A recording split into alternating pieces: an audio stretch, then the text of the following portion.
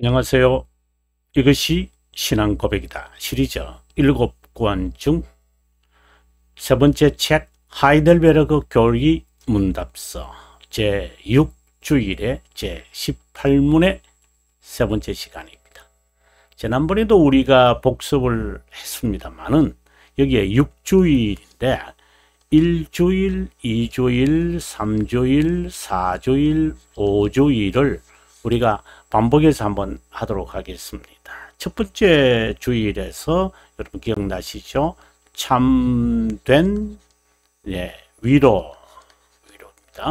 그다음에 두 번째가 인간의 비참함, 세 번째가 인간의 타락, 바로 불순종에서 나오는 거죠. 하지만 하나님은 우리들에게 정의를 내리시는데 그것을 행하시는 중보자 하나님이 계십니다 하고 중보자의 두 본성을 이야기하고 있습니다. 18문은 여러분 아다시피 174문이고요. 172페이지 172페이지고요. 오늘 세 번째 시간은 177페이지가 되겠습니다. 자, 그러면 여러분 172페이지로 가서 오늘 본문을 읽고 117문에서 그 해설을 한번 들어보도록 하겠습니다. 172페이지입니다. 172페이지고요. 오늘 본문의 18문의 내용입니다. 한번 읽어봅니다. 그렇다면 한 위격 안에 참 하나님이시며 참 공의로운 인간인 중보자는 누구인가 라고 말합니다. 우리 주 예수 그리스도이신데 그분은 하나님으로부터 나와서 우리에게 지혜, 아주 중요하다 그랬습니다. 의로움과 거룩함과 구원함에 있다 라고 되어 있습니다. 자, 그러면 여러분 저와 함께 177페이지로 왔습니다. 177페이지입니다. 지난 시간에 여러분 기억나세요? 하나님은 어떤 분이시냐에 관해서 제가 여러분들에게 여러 그 기독교 강요부터 시작을 해서 웨스트민스터 신앙고백서, 벨기카 신앙고백서에 언급되어 있는 하나님이 어떤 분이시냐, 어떤 분이냐, 이렇게 하는 질문에 대해서 하나님은 영원하시고 영이시다. 이것을 여러분들에게 제가 강조하는 겁니다. 왜냐, 이 개념이 전제한다, 우선순위한다, 뭐 이런 것보다도 하나님의 영원이라는 그 개념을 잠시라도 적용하지 않는다면 하나님에 대해서 올바른 해석은 불가능합니다. 하나님이 영이십니다. 하나님은 영원하십니다. 자, 위의 신앙 고백에서 알 수 있듯이 하나님의 신격엔 세 위격이 있다. 그래서 세 위격은 세 본체가 있다. 이렇게 우리가 보잖아요. 세 본체. 또 다른 말로 한다면 세 특성이 있다. 또 다른 말로 한다면 세 위격이 있다. 또 다른 말로 한다면 세 인격이 있다. 이렇게 이제 표현을 하잖아요. 어떻게 표현을 하든지 간에 구별되는 분입니다. 그래서 구별이라는 단어를 쓰지 않고 구분이라고 쓴다면 이단성이 있습니다. 자, 위격, 히포스타시스다. 그리스어로는 이제 위격이고 히포스타시스라는 말은 특성이라는 말이죠. 아버지, 아들과 성령 하나님으로 구별된다는 것이다. 우리는 세 위격의 연합이 서로 구별되기에 위격의 연합이라는 단어를 써. 이 세 위격이 한 분이시잖아요. 하나라고 하는 개념이 아니거든요. 본질에서 동일하다는 말이에요. 동일 본질에서 지난 시간에 영어에서 우리가 봤습니다만은 essential이잖아. co-essential 이렇게 우리가 설명을 해요. co-essential 또 co-eternal 이렇게 이야기하죠. 여기서 co-eternal 말고 co-everlasting 이런 말은 안 하죠. 하나님에서는 이런 단어를 붙이면 안 돼요. 근데 우리의 관점에서는 혹 붙일 수 있어요. 예를 들어서 하나님의 인자하심이다 이렇게 말할 때 never ending love 이렇게 말할 수 있어요. 영어에서 그렇게 쓰거든요. 한번 쓴다면 never ending 인내하신 구세주여 할 때 인내, 인자, never ending 그것을 우리가 never ending이라고 할 때에 끝이 없다라는 말이 끝이 없는 영원하다 할 때 everlasting이라고 말할 보다도 eternal이라는 말로 이해하셔야 돼요. 여기서 구분이라는 단어를 사용하면 절대 안 된다. 삼신론으로 빠진다. 아버지가 먼저고 아들이 다음이고 성령 하나님. 그 두 분 다음에라고 상상했어도 안 된다. 이 구별은 관계를 정말 중요한 말입니다. 우열을 말하지 않는다. 관계를 말한다. 이 칼빈 선생이 정말 우리에게 정말 여러분 읽은 13장 정말 읽어봐야 돼요. 네, 여러분 개혁신앙은 이제 여기에서 나오는 건데 여기에서 나온다. 여기 그렇죠. 여기에 바탕되어 있는데 모든 설명들은 이제 아우구스티누스, 칼빈, 물론 당연히 성경 전체고 그것을 어떻게 이분들이 정확하게 정확하게 은밀하게 해석을 했느냐에 따라서 우리가 그분들의 신학을 따르고 신앙을 따르는 거거든요. 네. 우리의 신앙 고백에서 니케아 신조 지난번에 이제 아버지는 아들이 아니고 아들은 아버지가 아니고 성령 하나님은 아버지와 아들이 아니다. 이건 구별을 말한 관계의 구별을 니케아 신조에서 했는데 지난번에 아다나시오스라고 제가 한번 우리가 그 첫 번째 강의에서 그런 것 같은데 시정을 해야 되겠네요. 이제 강의하면서 이제 생각은 다른 것을 갖고 있어가지고 제가 지금 이 강의하고 글을 쓰면서 또 다음의 이야기를 또 예상을 하고 막 하다 보니까 여러분 아마 그런 실수가 온 것으로 봅니다. 다음 주목할 것은 새 신격의 새 위격이 특성으로 구별될 뿐 아니라 특성이라는 이 말이 앞서 나왔던 히포스타시스라는 말이죠. 이건 이제 영어로 만든 거고 이제 히포스타시스 이렇게 되겠죠. 히포스타시스 이 그리스 말인데요. 본질에서 동일하다는 것이다. 단일하다는 말이 동일하다는 말. 권능에서 영혼에서 권능에서 동등하다. 이 쿠아테하다. 이것도 우리가 고백에 있었잖아요.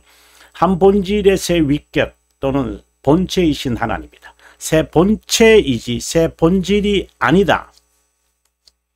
지난번에 한번 그런 언급했는데 지금은 은퇴했습니다만은 그 수원에 있는 어느 신학교 조직신학 교수가 본질 같은 말이야. 그건 우리가 그런 단어 쓰지 말고 그냥 본질이라고 쓰자. 이런 것을 저에게 말한 적이 있어요. 물론 또 그렇게 또 가르치고 있는지도 모르죠.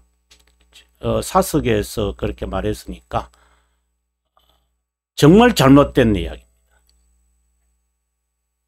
아니, 지난주에는 부산에 있는 조직신학, 그 신학교 교수가 구분이라는 단어를 쓰더니만, 또 그분은 또, 아니, 오래전의 이야기입니다. 한 10년 전에, 한 7, 8년 전의 이야기를 제 개인적으로, 본질이란 단어가 다 통일해서 써야지.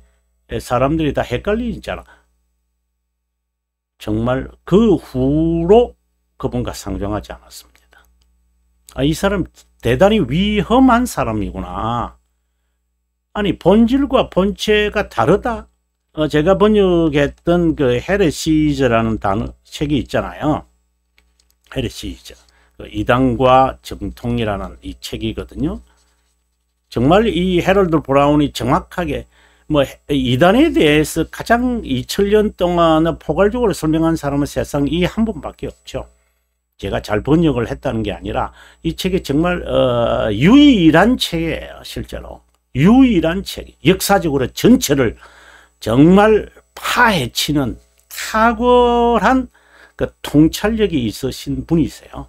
해럴드 브라운이라는 분인데 얼마나 이걸 강조하는지 모릅니다. 근데 그걸 없애자고요? 정말 지금은 은퇴했습니다. 지금 조직신학 교수는 아닙니다. 예. 근데 정말 그 사람에게서 배웠어요. 만약 어떤 사람들이 아마 실론 가르쳤겠죠. 본인은 이제 본래는 그 조직신학을 연구한 것은 아니죠. 실제로. 다부터 뭐 그리 죽지 않거나 남을 비판하고자 하는 게 아니라 이걸 잊어버리면 안 된다. 이 칼빈생이 얼마나 강조하고 있는지 모른다. 그래서 저는 일체라는 단어가 헷갈리게 만드니 동질이라는 한자 언어가 맞지 않나. 이건 제 혼자 생각입니다. 이건 뭐 사용 안 해도 되고 세고 하는 겁니다. 저는 주로 삼일체라는 단어를 씁니다. 그러나 조금 어떤 경우에는 이제 이렇게 해서 보완 이제 하는 단어로 씁니다. 그래서 저도 이 말을 쓰잖아요. 삼위일체에 관한 설명은 이와 같아야 한다. 무슨 그림, 상상, 논리로 이해할 수 있다. 뭐 트라이앵글을 그려서 뭐 이렇게 조심해야 됩니다, 여러분. 이해가 아니라 설명이다. 제가 쓴 그 개혁신앙이다라고 하는 책에서 제가 여러분들에게 정말 강조하고 있는 겁니다. 삼위일체에 대한 설명에서 이해가 아니라 제가 첫 번째 그 18문 첫 번째 시간에서도 이 말을 좀 했습니다만은 이 의미는 하나님의 말씀, 그분의 진리, 그분의 섭리, 그분의 작정, 그분의 선택, 그분의 예정, 그분의 보호 수많은 표현으로 고백할 때 항상 이것을 떠올려야 한다. 동시에 그분은 영이시다. 스피릿이다. 영원하다는 것을 함께 기억하지 않으면 이렇게 빠지고 거짓 신앙으로 반드시 빠집니다. 아르미니우스주의로 빠집니다. 지금 한국 교회가 거의 대부분이 아르미니우스주의입니다. 제가 속해 있는 합동교단도 마찬가지입니다. 제가 다 조사를 한 것은 아닙니다. 하지만 그런 자들에게서 배웠기 때문에 자연스럽게 그렇게 갖고 있을 겁니다. 조직신학 교수들 가운데 지금 현재도 그렇습니다. 누구라고는 언급 안 하겠습니다.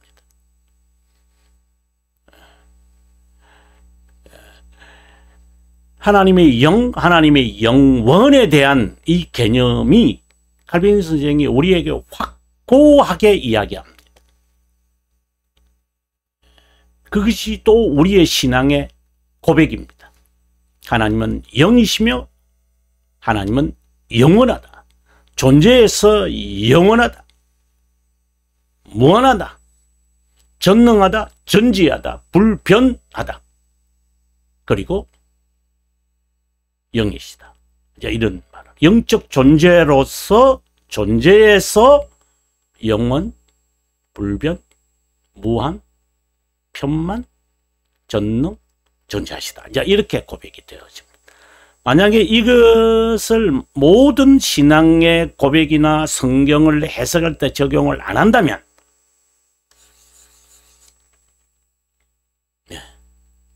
빠지고 맙니다. 이제 우리의 주제로 돌아온다. 저 성관모함인데요. 4번, 5번째까지 갈는지 모르겠습니다. 중요합니다. 두 본성에 관한 고백이잖아요. 영원하신 하나님이 시간에 인간으로 오셨다는 이 놀라운, 놀랍잖아요. 영원히 있다는 사실을 여러분 어때요? 이 충격 아닙니까? 이 충격 자체입니다. 영원히 있다는 거, 이터너티가 있다는 거예요. 거기에서 주님이 그분이 지금도, 아니 지금이라면 그분이 지금 나를 사랑하는 거예요. 불변하시는 분. 그래서 성전하실 때 왜 하늘을 쳐다보느냐고 하신 거구나. 내가 잠시 후에 내가 떠났다가 잠시 후에 내가 너희들에게 다시 오리라고 하신 거구나. 아버지여, 내가 당신을 영원하게 하여 사오니 이제 나를 영원하게 하라고 주님께 말씀하신 거구나. 영원이구나. 영원, 이터너티가 있구나. 이거는요, 복음입니다. 중보자 그리스도를 이해하는데 핵심적인 이야기입니다. 그리스도 중보자는 한 위격 아래야. 우리의 고백이죠. 실제 공의로운 인간, 신성과 인성을 지닌다. 참, very man, very God입니다. 바로 그 하나님. 고백은 거짓 신이나 잡신 인간이 가공한 분이 아니라 현재도 계속 참되고 불변한 하나님입니다. 이터너티.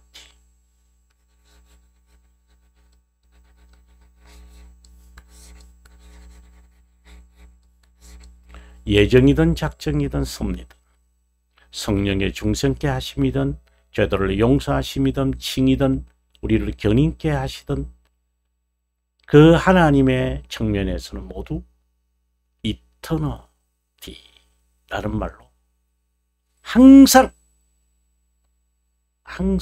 있어야 됩니다.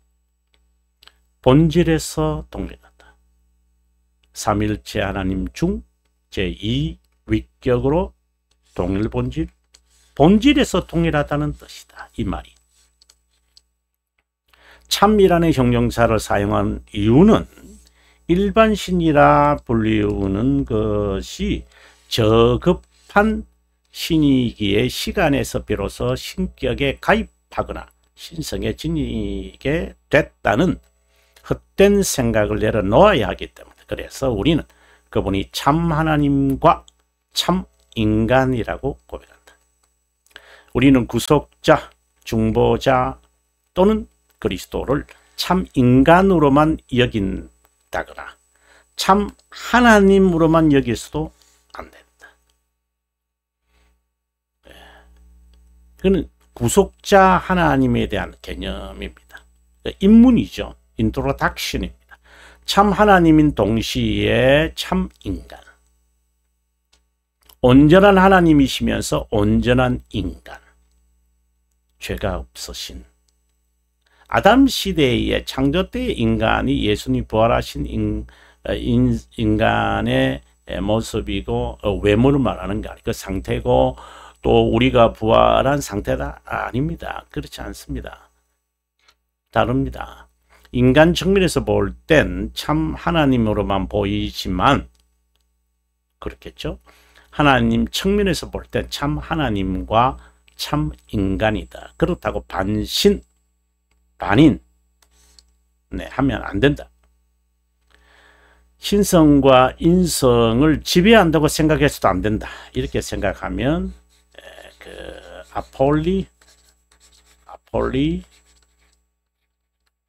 아폴리나리안주의라고 했습니다. 단성론의 시작이죠.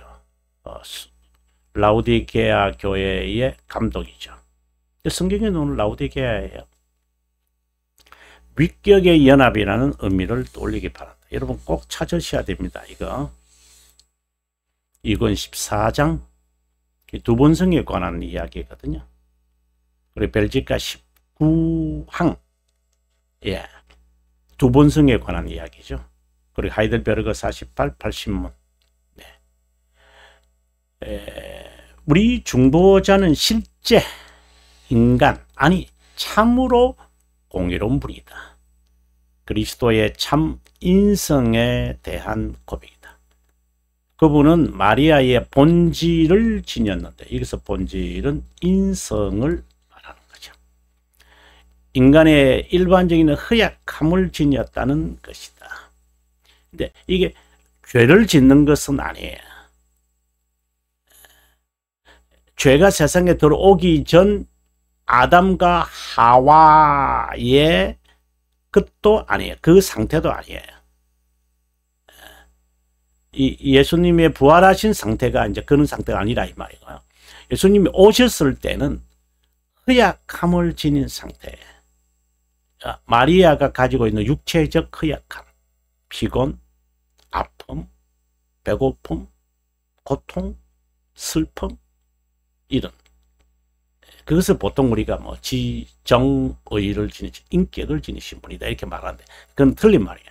또 그렇게 설명하는 그 유튜브 목사님들도 있으시고 있는데 좀 조심하셔야죠. 모르면 가만히 계시지 왜 그 덩벙대고 있죠. 허약한 인생을 지녀야 하는 이유는 우리의 본성을 향상하고 율법의 순종을 실행하고 고통을 당하고 우리 인생을 위해 중재하기 위함이다. 39문에도 잘 나타나 있습니다만은 히브리서 2장 2장이 성육신에 관한 말씀이잖아요. 아주 중요합니다. 뒷부분입니다. 후반부. 또 공의롭다는 것은 죄가 없다라는 뜻이다. 두 본성을 지닌 그리스도가 참 인간이고 완전하게 공의로운 분이라는 고백하는 의미는 죄가 없다는 뜻이다. 죄 있는 자는 다른 죄인을 위해 만족을 이룰 수 없다. 우리가 지난 시간에 공부했습니다.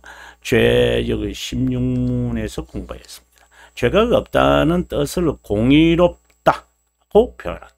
그녀의 허약함까지 지녔지만 죄가 없다. 죄가 없는 인성이에요. 하나님이시기 때문에 그러시죠.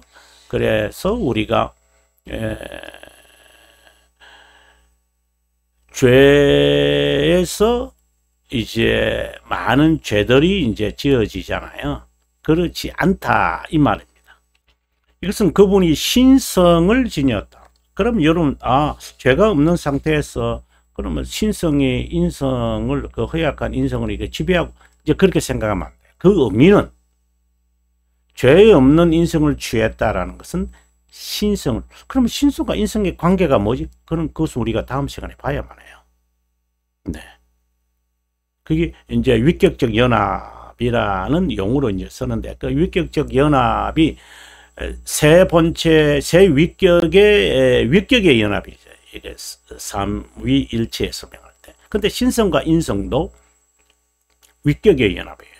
그래 어디가 어느 부분이 신성이고 역할을 한다. 그렇게 말하면 안 돼요. 우리가 그렇게 느낄 뿐이죠. 아폴리나리스의 단성론으로 치우친다. 앞서 제가 용어로 썼습니다. 신성의 지배를 받아 인성이 죄가 없는 것이 아니다. 지금 이건 아폴리나리안주의다 이렇게 말하거든요. 용어를 한번 소개했습니다. 나리안이즘 좀 깁니다만은 아닙니다. 한 위격 안에 두 본성이 어떻게 역할하고 있는지에 관해 인간의 이성 한계에 넘어 있기에 이 이상 설명이나 상상은 하지 않는 것이 좋다. 여러분 다음 시간에 180페이지네요. 180페이지. 긴 시간 동안 여러분 함께 해주셔서 고맙고요. 좀 어려운 내용이라도 하나님에 대해서 입은 삐뚤어져도 말은 바로 해라. 우리말에 있는 것처럼 하나님은 어떤 분이시냐라고 하는 그 개념은 분명해야 되고 그분이 인간이 되셨다라는 이 이야기도 분명히 이야기해야 되고, 그 다음에 하나님과 인간의 관계가 어떤 것이냐라고 하는 것을 성경에서 설명하는 대로 알리시는 대로 우리가 설명할 필요는 있다고. 그래야 성경을 해석을 하고 제대로 해석을 하고 제대로 우리가 그 말씀을 우리의 삶에 적용할 수 있다고 저는 생각을 합니다. 아무튼 감사합니다. 좀 다음 시간에 인사드리겠습니다. 그리고 남은 시간 행복하시기 바랍니다.